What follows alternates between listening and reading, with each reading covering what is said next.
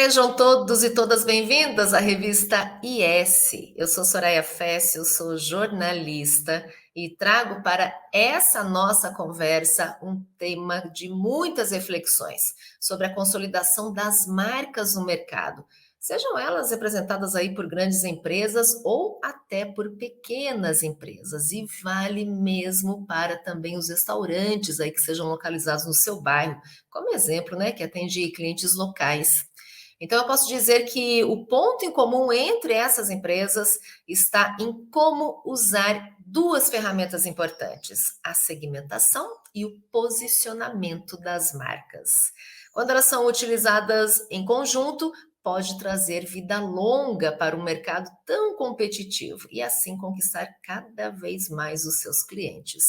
Para essa nossa conversa, eu trago com muito prazer o professor Caetano Rabelho Júnior. Ele é professor aqui também dos cursos de MBA da USP-Exalc, assim como é pesquisador, consultor, vem atuando aí dentro do nosso mercado com uma bagagem incrível por mais de 40 anos nessa área de marketing. Então, pensa bem o que a gente vai encontrar aqui pela frente, hein? Professor, seja muito bem-vindo. Eu gostaria que você contasse um pouquinho da sua experiência profissional para nós. Muito obrigado, Soraya. É um prazer estar aqui com vocês todos, né? Eu espero que vocês tenham muitas dúvidas e que a gente continue esse papo um outro dia ou através de rede social, de um modo geral, junto com a Soraya, junto com todo mundo. Tá? Eu adoro uma bagunça dessa, então, e eu sou meio, bom, pelo nome, né, Caetano, italiano, eu falo muito com as mãos, mas eu vou procurar me conter um pouquinho aqui. Olha, eu já dou aula há 30 anos, né, como a Soraya falou, sou professor há 30 anos, mas também trabalhei, não só nesses 30, mas já trabalho há 40 anos, como diz o professor Mário Sérgio Cortella também. Então, além de dar aula, eu trabalho também, hoje eu sou consultor, sou pesquisador, porque eu tenho um instituto de pesquisa, né? E trabalho muito com comportamento de consumidor, em projetos de segmentação e de posicionamento também. Tá? E sou casado, tenho 3 filhos, já tenho 4 netos. Né? Então, Soraya falou que eu tenho uma vasta experiência, é verdade, olha só, né? 4 netos também, a neta mais velha tem 19 anos, já está fazendo psicologia na PUC, aqui de Campinas. Tá? Eu moro em Vinhedo, ok? Então, vamos lá. A Soraya fez uma introdução bem bacana, né, e falando sobre consolidação das marcas. Né? E eu gosto de chamar isso de posicionamento das marcas. Tá? E posicionamento e segmentação, como a Soraya falou no início, são duas estratégias extremamente importantes de marketing. É uma pena que a gente vê poucos exemplos disso na prática. Às vezes eu dou aula dessas duas disciplinas, né? E às vezes é difícil a gente encontrar exemplo. Eu tenho sorte para dar essa aula porque eu fiz alguns projetos e uso os meus projetos como exemplo. Tá? Mas olha, tem duas coisas importantes. Como ela é uma estratégia, eu acho que, Soraya, é importante a gente começar a falar o que é uma estratégia. Tá? Porque daí a gente pode também trazer um pouco das características, né, professor, dessas ferramentas aí. Pois é, mas vamos caracterizar então o que é estratégia um pouco antes, para eu explicar, dentro do que é estratégia, quais são as características dessas ferramentas e que habilidades eu preciso ter para usar essas ferramentas e propor essas estratégias. A estratégia já é milenar, né? Se a gente pegar o primeiro grande livro de estratégia, todo mundo já conhece, talvez pelo nome, né? Que é o Sun Tzu, A Arte da Guerra. Foi escrito há 400 anos antes de Cristo. Antes de Sun Tzu, tem outros tratados e outros escritos também sobre a estratégia. Tá? Mas o Sun Tzu escreveu uma coisa importante ali, ó, uma dos dogmas, falando assim, ó, não há uma forma constante na guerra e nem na água. Tá? Então, assim como a água, a guerra não tem uma condição constante. Essa foi a frase que ele falou. Tá? E essa frase, quando eu li, eu coloquei, assim como a água não tem forma constante, a guerra também tem, e o mercado também não tem. E quando a gente está falando, então, de estratégia, nós estamos falando do mercado, porque aqui, e como nós estamos falando de consolidação de marca, nós estamos falando, então, de obter vantagens competitivas no mercado, de alguma maneira. Tá?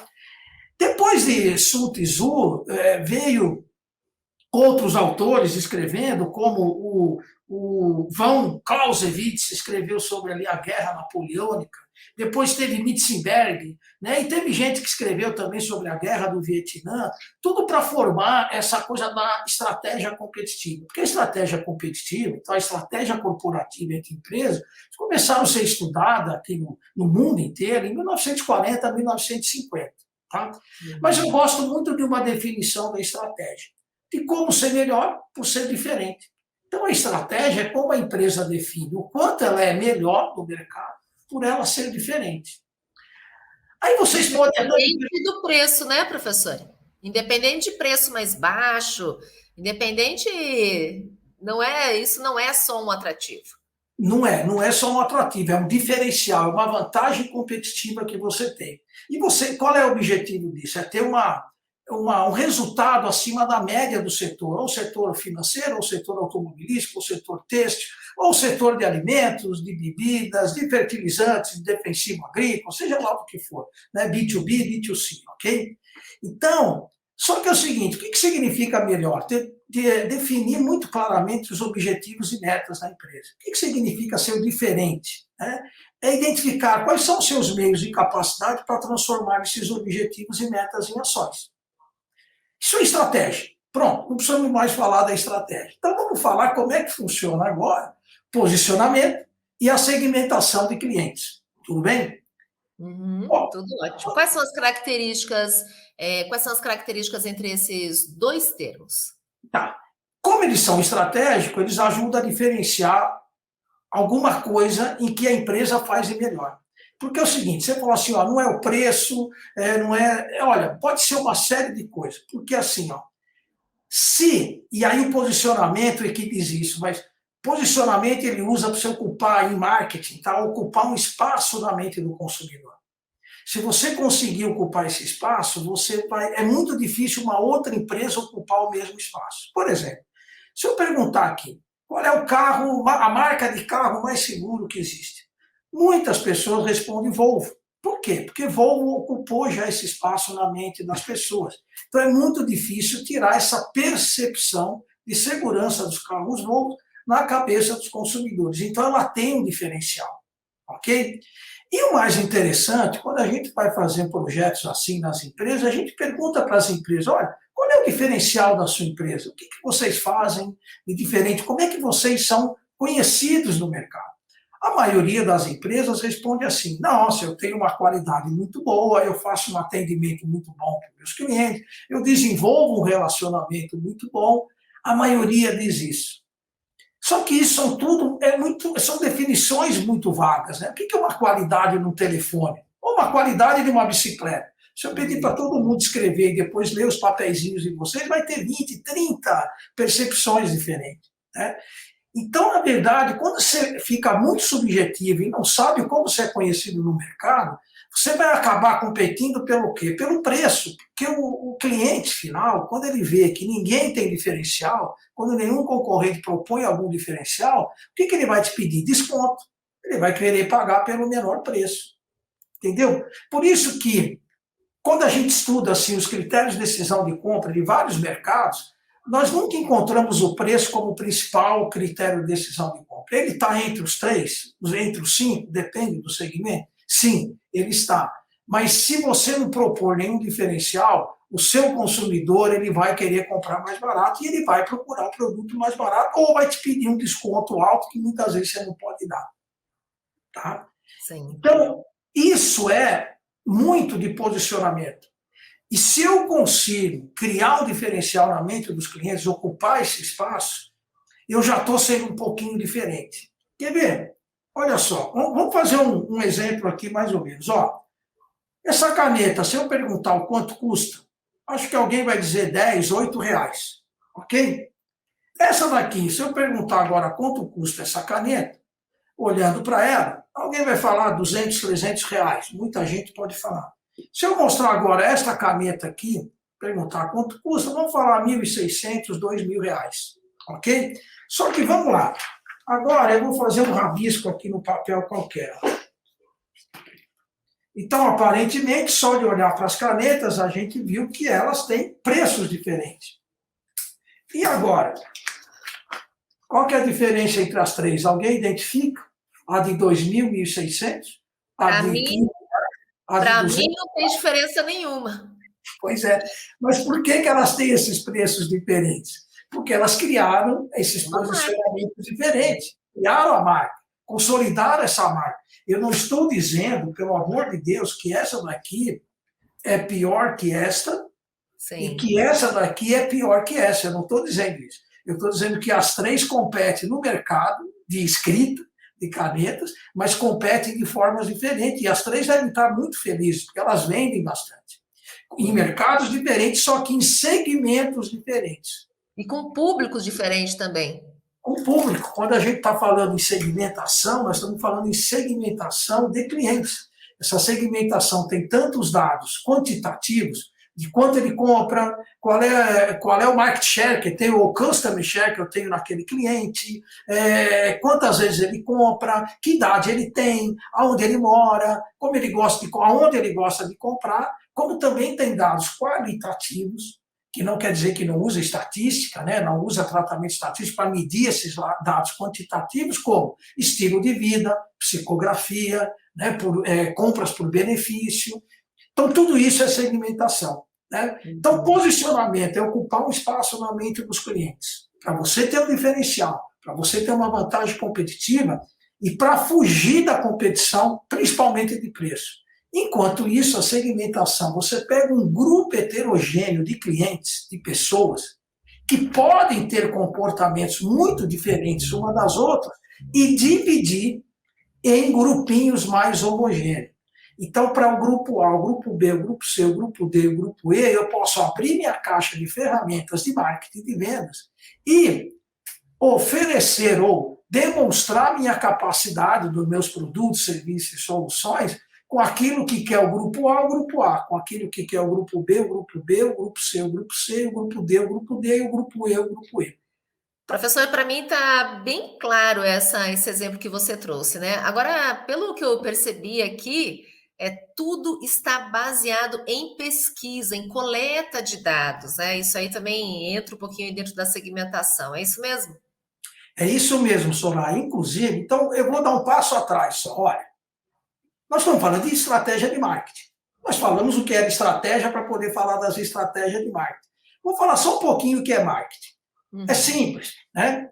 Marketing é marketing. Se você pegar só o marketing, a primeira parte, né, sem o ING, quer dizer mercado. Em inglês, quando tem o ING atrás de qualquer palavra, quer dizer que é exercer uma ação naquela palavrinha que está ali na frente. Então, marketing é exercer uma ação no mercado. Só que eu estou exercendo uma ação no mercado com a minha empresa, os meus concorrentes também estão, outras empresas de outros setores e segmentos também estão. Então, todas elas estão provocando ações no mercado. O mercado é dividido em 4 ambientes para o marketing.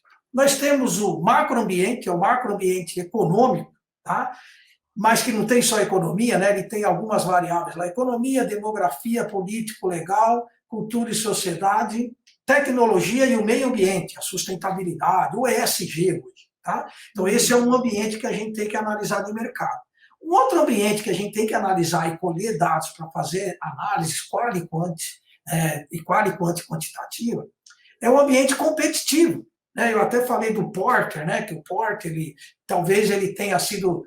não foi o Porter que criou a estratégia empresarial, mas com o livro dele, Vantagem Competitiva, Estratégia Competitiva, ele talvez deu um pontapé muito interessante, isso nos anos 1980, né? Muito interessante, e ele propõe ali as 5 forças de mercado que você tem que analisar: concorrentes, novos entrantes, produtos substitutos, poder de barganha dos fornecedores, e ele fala em poder de barganha do comprador. Mas como comprador eu divido no outro ambiente de marketing, eu vou colocar aqui o poder de barganha do canal de distribuição.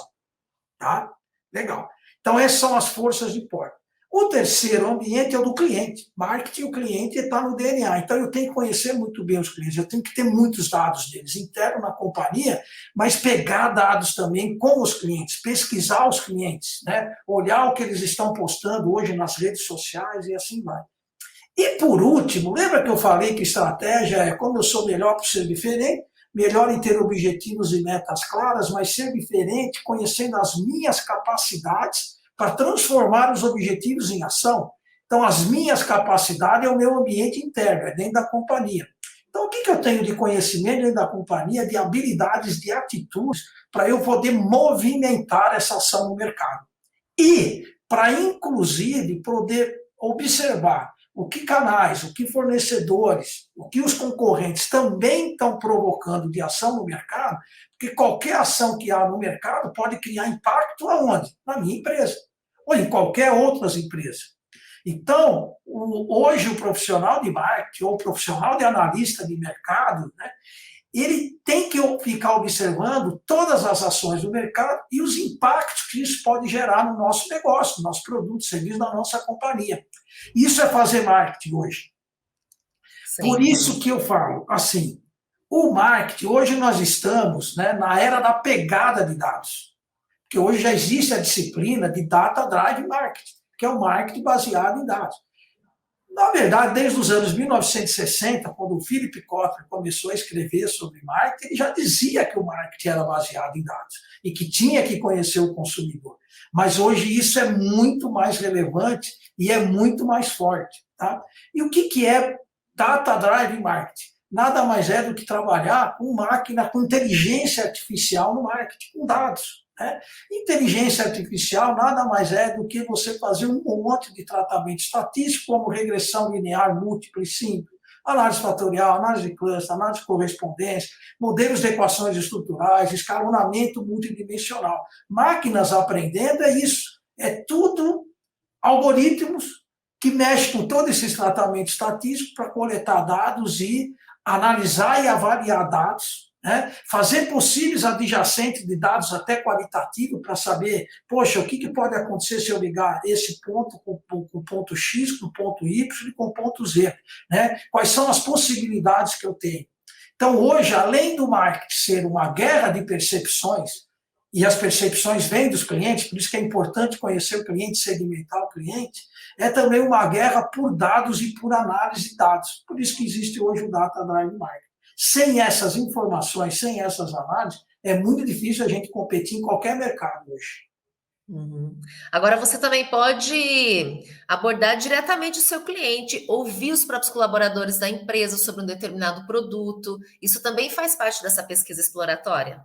Claro que faz parte. Todo e qualquer dado existente hoje no mercado, coletado primariamente com o seu cliente ou coletado primariamente com seus canais de informação, é ouro mesmo, né? É o arco-íris que indica onde está o pote de ouro lá no final dele. Tá? Então, assim, eu sempre digo, né? Hoje, para quem quer ser bom vendedor e bom profissional de marketing, vai ter que começar a saber analisar cada vez mais dados. E é assim que a gente consegue conhecer melhor o cliente, conhecer melhor os canais, conhecer melhor os concorrentes, né? E avaliar os impactos, né, que tudo isso pode causar no nosso negócio, entendeu? Uhum. E quem que pode fazer essa análise? Pode ser alguém de dentro da própria empresa também? Claro, e é fundamental que tenha gente da própria empresa fazendo isso. Por exemplo, quando eu vou dar consultoria de planos de marketing para fazer segmentação e posicionamento, eu vou coletar os dados que estão dentro da empresa, né? Ou que estão dentro da empresa, tanto em relação ao que eles coletaram no CRM, né, no Customer Relationship Manager, ou no programa de gerenciamento com relacionamento do cliente, como também eu vou coletar no que está no banco de dados de quantos clientes compram, como é que eles definem suas compras quando tem, quer dizer, uma série de dados para poder trabalhar. Quer dizer, a gente não vai inventar dados, os dados são existentes. Só que tem um outro problema, né? Tem um trabalho aí, foi recentemente divulgado, acho que tem uns 2 anos, que diz que hoje o mundo, né, dos negócios tem, eu não sei quantos trilhões de megabytes, não importa o número, é um número assim monstruoso. O que importa é o dado que vem depois. No mundo, isso é no mundo, tá? Somente 5% de todos os dados que estão disponíveis nas empresas, no mercado, é utilizado hoje. É recolhido pelas empresas e avaliado e analisado. 5%? Só 5%. É baixo. É muito baixo, é muito baixo. Agora, vai crescer? Vai. Vai crescer exponencialmente? Vai. Por quê? Nós já estamos aprendendo a trabalhar com máquinas, né, com inteligência artificial, com máquinas aprendendo, com aprendizado profundo das máquinas, com Big Data, o Big Dados, grandes dados, né? Por isso que a gente fala indústria 4.0, já estamos falando em indústria 5.0, então esse crescimento vai ser exponencial daqui para frente. Então, o pessoal que quer trabalhar com isso, né, e que está começando nessa área, se preocupe em entender um pouquinho mais de análise, de estatística, né, porque vai ser tudo analítico mesmo. Aliás, a escola do posicionamento da estratégia, né, então, como eu falei, a estratégia começou a ser estudada nos anos 1950. Então, a primeira escola, tem 10 escolas de estratégias, tá? A primeira escola foi a escola do design, onde se descreveu a análise SWOT. Todo mundo conhece a análise SWOT, né? Depois disso, vieram crescendo, vieram desenvolvendo mais 9 escolas de estratégia. Uma delas é a escola do posicionamento, que é ali dos anos 1980, né? Que é uma escola que se falou, olha, não é mais tudo tão subjetivos, né? Já com a escola do posicionamento, ele é mais analítico, né? Tem que fazer mais análise, tem que mexer mais com os dados, tem que fazer possíveis adjacentes, e assim vai, tá? Isso Agora, vale, desculpa, Soraya, mas vale para tudo, para o B2C e para o B2B. O que é o B2C? Né? O B2C é vendas para o consumidor, empresa para consumidor. B2B é venda de empresa para empresa. Então, o minério de ferro é B2B. A canetinha minha aqui é B2C, né? Meu blazer é B2C. Tá? Então, essa que é a diferença dos dois. Vale para qualquer mercado. Agora, o importante é o seguinte, tanto o B2C, que tem lá clientes comprando, né? Mas o B2B tem gente, tem pessoas que estão produzindo, pessoas que estão vendendo e pessoas também que estão comprando, né? Não existe uma entidade, empresa que compra, né? As pessoas estão atrás tomando decisão de compra. Então, vale isso vale, esses conceitos valem para qualquer negócio. Tá? sim. Agora, uma vez que você tem esses dados coletados e faça todas essas análises, existe daí depois, na etapa seguinte, por exemplo, a criação de um projeto piloto? Sim, principalmente quando. Bom, nos dois casos, tá? Tanto para posicionamento como para segmentação. O importante segmentação, quando você segmenta, divide em públicos, e pega um público, né, heterogêneo, divide em grupinhos mais homogêneos, você tem que fazer um projeto piloto e comparar com uma área que está em andamento, né, do jeito que estava antes, tá? Para ver quais são as diferenças. Por quê? Porque quando a gente, por exemplo, estuda um comportamento do consumidor por estilo de vida. Então, de acordo com o estilo de vida, ele pode ter decisões de compras diferentes, ok? Quando a gente faz estudos de comportamento, e aí são estudos de psicologia, até de sociologia, o marketing vai emprestar algumas teorias sociológicas e psicológicas para poder realizar esses estudos, né? Tanto por benefício, ou psicográfica, ou por estilo de vida, que são todas comportamentais, né? A gente tem que tomar um certo cuidado que, na maioria das vezes, qualquer um de nós assumimos um determinado comportamento. Mas não quer dizer que é em todos os momentos, em todas as vezes. Alguns momentos a gente se altera um pouquinho de comportamento. Basta a gente se analisar um pouco no dia a dia, né? Nós somos assim, tá? Então, para tirar um pouco dessa subjetividade, é bom fazer um projeto piloto para ver se realmente faz sentido aquele grupo e a maneira como você está trabalhando baseado nos comportamentos daquele grupo. Tá? Então, é fundamental que se faça um projeto piloto antes da implementação. Ok? Porque, na verdade, eu acho que o grande segredo disso tudo, né, professor, é entender como que esse determinado produto soluciona o problema daquela pessoa, né? Que Agora, impacto que ele traz, não é isso? então, agora você citou um ponto fundamental e tem um segredinho no trabalho que a gente faz, que é o seguinte, ó. Eu gosto muito de trabalhar, no início de tudo isso, de trabalhar com uma matriz de valor, vamos chamar de matriz de valor. O que essa matriz tem? Essa matriz tem dois componentes essenciais. Um componente é como a indústria pensa, como a nossa empresa pensa.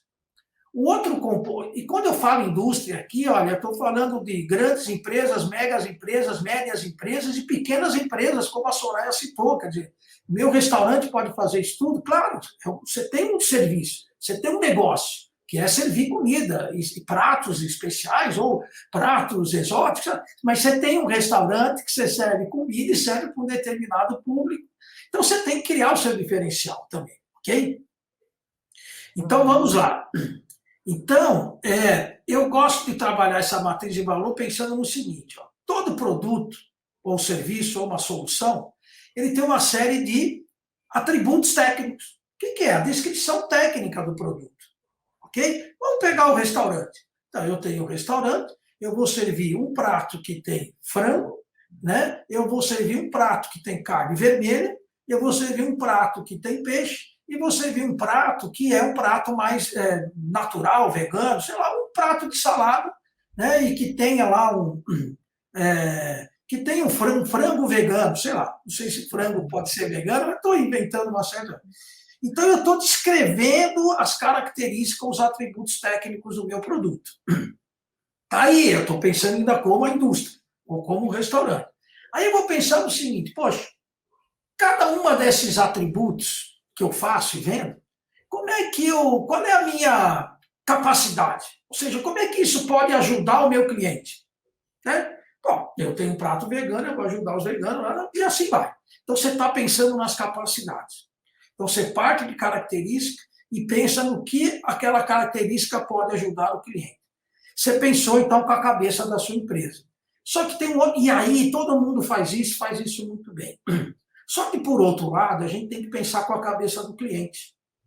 Porque a cabeça do cliente, ele faz assim, bom, se eu não contar com um prato de frango, né, qual é o problema que eu tenho? Qual é a insatisfação que eu tenho? Por que eu vou ficar chateado se eu não encontrar esse prato com frango? Então, você tem que pensar, se a minha capacidade não existir, que insatisfação esse cliente tem? Opa, estou pensando com a cabeça do cliente. E você pode ainda pensar assim, ó, se essa insatisfação persistir, quais são os impactos na mente do cliente? Quais são os impactos também na ampliação dessa insatisfação que esse cliente tem? Opa, se eu conseguir fazer essa linha e começar a pensar do lado de cá, que é o lado do problema que eu resolvo e das insatisfações que de fato eu resolvo, eu não consigo, se eu pensar nesse pedacinho, eu começo a criar muito mais valor para o meu cliente. Por quê? Se eu pensar só naquela parte dos atributos técnicos, né, e da minha capacidade de ajudar o cliente, eu estou pensando aqui só em comunicar valor. E esse é o grande problema. Se eu só comunico valor, eu não gero valor. Eu tenho que começar a criar valor no mercado. E essa é uma diferença brutal para a gente começar a falar sobre posicionamento e também falar sobre segmentação. Uhum. No caso do posicionamento, é para consolidar uma marca, né? Quer dizer, reconhecida aí no mercado. Agora, também precisa dessa pesquisa, né, professor? E para o produto que já existe e para o produto que será lançado? Tem uma abordagem diferenciada entre essas duas questões? Tem, porque o produto que já existe, o cliente já tem uma certa percepção, então você tem que conhecer. Por exemplo, eu já fiz projeto, eu estava trabalhando na Bung, trabalhei na Bung 19 anos, e a Bung foi comprando marcas de fertilizantes. Ela vendia fertilizante, mas ela comprava soja, esmaga a soja, faz até hoje óleo soja, óleo salada, margarina delícia, maionese, é tudo com soja, isso tudo é a base de soja. E aí, quando ela foi adquirindo marcas, que ela foi crescendo e adquirindo marcas na área de fertilizante, eu estava trabalhando ali, num determinado momento, nós tínhamos 4 marcas de fertilizantes, né? Ficou famoso agora com a guerra na Ucrânia, né? Se falou muito em fertilizantes, e o fertilizante sempre foi considerado um commodity, são todos iguais. Commodities são produtos muito semelhantes, muito parecidos. E aí nós decidimos lá na Bung que, olha, nós vamos trabalhar as 4 marcas, vamos manter a equipe comercial separada das 4 marcas, né? E falaram para mim, esse é o seu desafio. Eu fui fazer o que eu já sabia um pouquinho, né? E fui aprendendo mais, segmentar os clientes. Então, quais eram os clientes que compravam a IAP, a Maná, a Serrana e a Ouro Verde, né, que característica eles tinham, até fiz por estilo de vida, né, e sofisticação de compra, produção e venda, tá? Só para vocês entenderem o que foram os critérios de segmentação. E também fui estudar os posicionamentos das marcas na cabeça desses clientes. Então, produto já existente, eu fui descobrir o que o cliente sabia daquelas marcas, como é que eles se comportavam com relação àquelas marcas, quais eram as percepções sobre essas 4 marcas, e comparei com mais 8 marcas, né, dos concorrentes. Ok? Tudo isso com critério, com escala, muito bem estudado, com pré-testes também da pesquisa e assim vai. Fizemos mais de 15 mil entrevistas nessa época, na Boom, para descobrir essas coisas. Então, o produto já era existente. Por sorte, né, eu montei um quadrante. Cada marca estava no quadrante, mas tudo meio emboladinho no meio. Qual que era o meu trabalho? Era puxar cada vez mais distante esse posicionamento. Então, dá para fazer. Produto novo, por exemplo, vamos pegar um exemplo.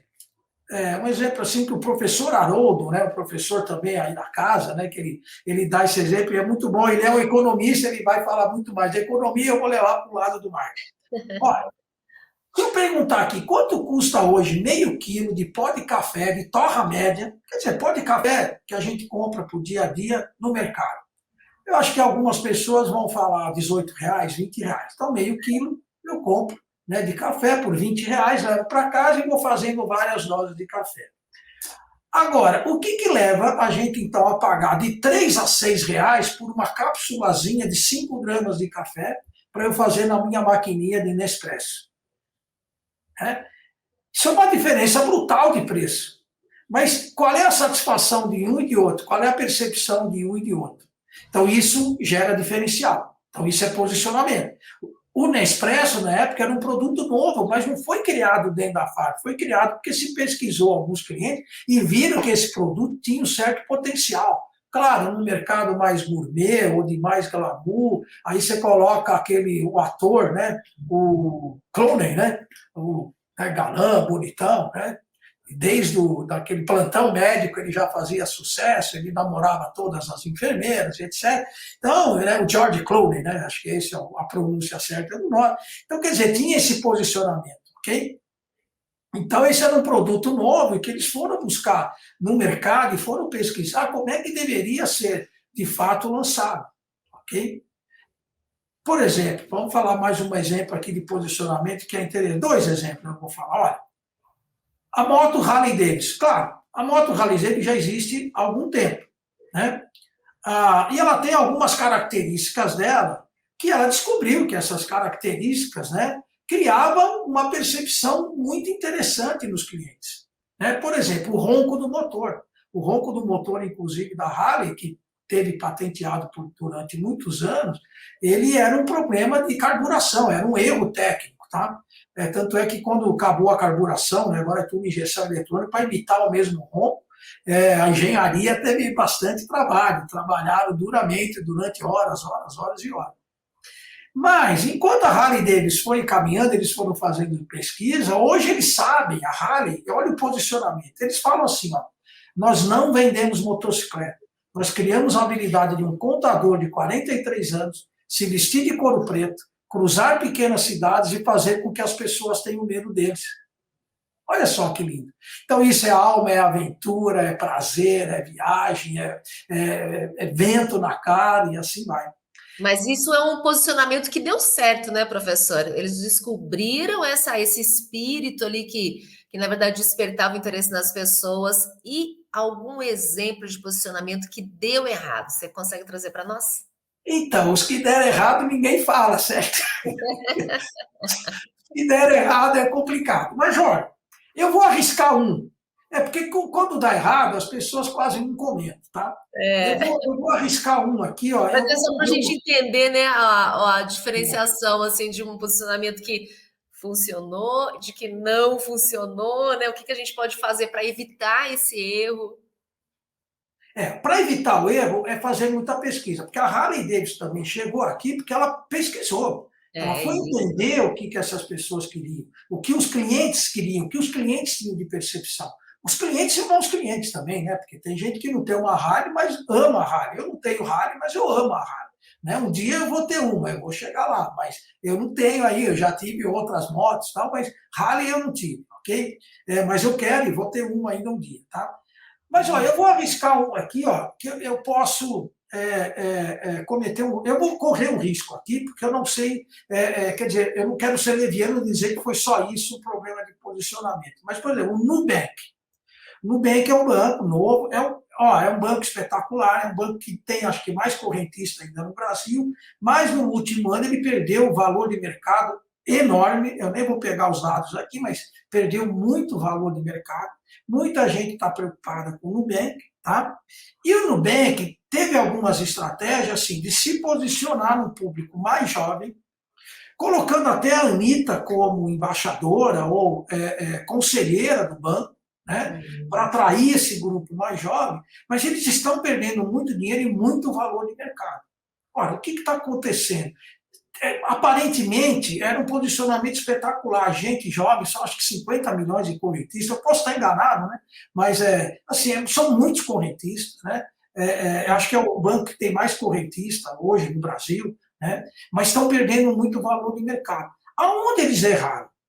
Será que foi de chamar o cartão de roxinho? Mas será que o público jovem está ligado mesmo ao roxinho? Ou qual era a importância, então, de uma Anitta estar como conselheira? Eu não sei o que deu errado, mas provavelmente eles vão ter que rever esse posicionamento. Creio eu, tá? Pelo que eu conheço de posicionamento. Não estou falando mal de Anitta, não estou falando mal de ninguém. Estou dizendo que é um conjunto. Mas é um Né, conjunto porque ele veio muito bem dentro do mercado, né? Saiu sim. disparado na frente de diversos outros bancos digitais. E aí, de repente, mudou alguma coisa dentro do sistema deles, né? Onde deixou de ser ganhos ali meio que diários, e aí começaram a utilizar aquilo como está se comparando ele a uma caderneta de poupança. Pois Então, é, isso pode aí fez ser. uma virada de chave para eles, na estratégia mesmo do posicionamento. Agora, Eu reverter isso é um outro desafio. É um outro desafio agora, que eles vão ter que estudar, vai ter que pesquisar muito o seu público, vai ter que entender quais são as percepções atuais hoje que esse público tem no Nubank, né, para poder realmente, de fato, mudar. Eu não diria talvez se reposicionar, mas adequar um pouco melhor, né, ao público que eles têm, o que eles o que eles realmente querem transmitir. Então, olha, por exemplo, a Brapa é a Associação Brasileira dos Produtores de Algodão. Hoje o Brasil é o segundo maior exportador de algodão do mundo e o segundo maior produtor. O primeiro é os Estados Unidos, produtor e exportador. Quem são os clientes da Brapa, ou dos produtores da Brapa, né? De quem produz o algodão? São as tecelagens e as fiações. Aonde elas estão hoje? Concentradas na Ásia. A maioria das fiações tecelagens estão lá na Ásia, nos países asiáticos. Eu fui lá, ajudei nesse trabalho, fazendo uma pesquisa, pesquisando qual eram as percepções de qualidade do algodão brasileiro, para a Brapa poder entender, né, quais eram as razões com que essas tecelagens e fiações compravam o algodão brasileiro e aonde poder melhorar. Para quê? Para, de fato, se posicionar nesse mercado. Será que vale a pena eu competir e dizer que eu sou tão bom quanto o algodão dos americanos? Não. Se eu fizer isso, o americano já está. Os americanos eles exportam algodão desde o século passado, ou do início do século. Bom, faz muitos anos que os Estados Unidos exportam algodão. O Brasil está exportando, eu acho que de 5, 6 anos para cá. Antes a produção era só usada internamente, agora nós estamos fazendo para exportação e crescemos muito fortemente nesses últimos 6 anos, tá? Ou 10 anos, não importa, mas é bem recente que a gente exporta o algodão. Então, olha o trabalho que eles estão fazendo. Poxa, eu quero me posicionar. Eu quero me posicionar como uma alternativa extremamente boa. Só que eu quero também me posicionar como um algodão extremamente sustentável, e nós podemos fazer isso. Essa semana já saiu a notícia que nós já consolidamos a nossa posição de produção de algodão mais sustentável. Não é que consolidamos na cabeça do cliente, consolidamos aqui como comprovadamente o algodão mais sustentável. Então aí fica muito mais fácil agora criar esse projeto de comunicação para consolidar esse posicionamento na mente dos nossos clientes, tecelagens e fiações lá do mercado asiático. Mas foi feita pesquisa, muita pesquisa. Então, professora, a gente pode resumir para quem está nos acompanhando aí nessa entrevista, que é fundamental não só descobrir quem é a persona, né, do seu produto aí, mas sim usar dessas duas ferramentas, segmentação e posicionamento. Isso é que vai guiar o sucesso desse produto, não é?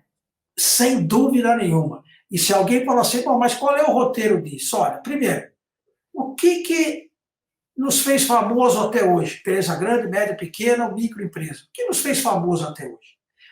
Qual é o ambiente competitivo? Quem é que perde quando a gente ganha? E quem é que ganha quando a gente perde? Quem é o nosso público? E aí entra a segmentação. Né? Quem que está sendo realmente seduzido pelas nossas propostas de produto, serviço, solução, pelas nossas marcas? Né? Como é que eu engajo também os fornecedores nesse projeto? Extremamente importante, porque tudo começa lá no fornecimento de matérias-primas, de produtos, para você fazer o seu produto ou o seu serviço. Ok? E como é que eu engajo também os canais de distribuição? Isso é extremamente importante, porque o canal é que vai fazer esse alinhamento estratégico também, até chegar muitas vezes no consumidor final. Né? E qual é a nossa verdade? Qual é a verdade que faz com que a empresa, a marca, os seus produtos sejam relevantes nos olhos do cliente? Então, uma marca tem que ter uma boa história para contar, mas uma história super verdadeira, com aspectos racionais e com aspectos emocionais, tá? Quais os benefícios? Olha, benefício, lembra que eu falei de característica, de vantagem, mas o benefício é o que está na cabeça do cliente. O benefício está ligado muito ao posicionamento. Quando o cliente compra uma calça sua ou um prato do seu restaurante, ele espera receber o quê? Se você conseguir entender isso, você está conseguindo entender de posicionamento. Tá? Porque é assim que a sua empresa cria valor. Sua empresa só cria valor quando você atende a um benefício do cliente, resolve um problema dele, resolve uma insatisfação dele. Antes disso, só está comunicando o valor, que não vale mais nada. Isso. Comunicar o valor não vale mais nada. Né? E como a gente fala assim, eu tenho que ter uma boa história para contar, eu tenho que acreditar como empresa em alguma coisa. No que nós acreditamos como empresa? Tá? E qual é a razão da minha empresa existir? Tudo isso envolve posicionamento e segmentação. Se você responder essas 10 questõezinhas, você vai começar a compreender melhor como você pode desenvolver um projeto de segmentação e de posicionamento. Uhum. E além de você conseguir entender, né, qual é a sua missão através aí dessas 10 perguntinhas, eu acho que esse conteúdo todo, né, esse resultado todo deve ser compartilhado também com os colaboradores, né, professor? Porque nada melhor do que quem está com a gente entender para onde a gente está caminhando. Isso faz a diferença também até no atendimento para o cliente. Não esquece que um dos ambientes que a gente avalia é o ambiente interno. Quais as minhas capacidades que eu tenho para transformar isso tudo em ação? Então, conhecimentos, habilidade e atitudes que eu tenho para transformar isso em ação. Então, os colaboradores são fundamentais, né? Eu só citei aqui agora fornecedor e canal de distribuição, mas colaborador é fundamental também. E todos têm histórias para contar, né? E todos podem contribuir. Muito bem. Quero agradecer por demais aqui a sua contribuição nessa nossa entrevista, viu? Tenho certeza que vai impactar muito para as pessoas que estão nos acompanhando. Eu que agradeço aí todos vocês e espero que vocês aí que estão do outro lado aí da nossa telinha tenham gostado. Se não gostaram também, fala pra gente que a gente vai melhorando e vai aprendendo, ok? Muito obrigado. Nós que agradecemos, professor. Viu só, gente, como é que é importante a gente conversar um pouquinho sobre o marketing, sobre posicionamento, sobre segmentação, para que traga aí vida longa para o seu projeto, para a sua empresa que já existe. Então, pega essas dicas que a gente trouxe, pega essas reflexões, implanta aí no seu dia a dia e depois conta para a gente o resultado disso, tá bom? Nos vemos em breve com mais reflexões aí para que você consiga impactar o nosso mercado.